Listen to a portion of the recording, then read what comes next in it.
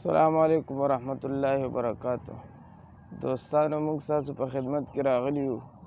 دا دلته کې یو علاقې ته موږ راغلي یو، یو مریض له او ډېر سخت مریض و، د جناتو دم هم کو.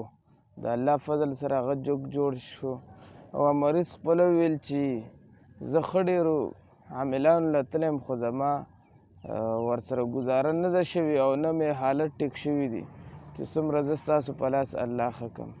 زموږ مطلب دا نه دی چې موږ له راځئ، خو مطلب دا دی چې تاسو ډېرې بیماریانې وي، تاسو د هغې علاج په روحاني علاجګاه سره وکئ. د عامل نه اخیسته علاج وکئ چې هر عامل یې په ډاکټرانو پسې ډېر مه ګرځئ چې ډاکټري مسلې نه وي.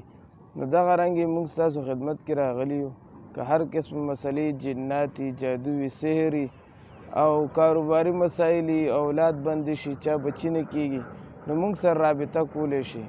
اول دا زموږ دا ویډیو اورېدلو نه مخکې تاسو دا چینل سبسکرایب کړئ. دا په تاسو باندې لازمي ده. جزاکم الله خیرا.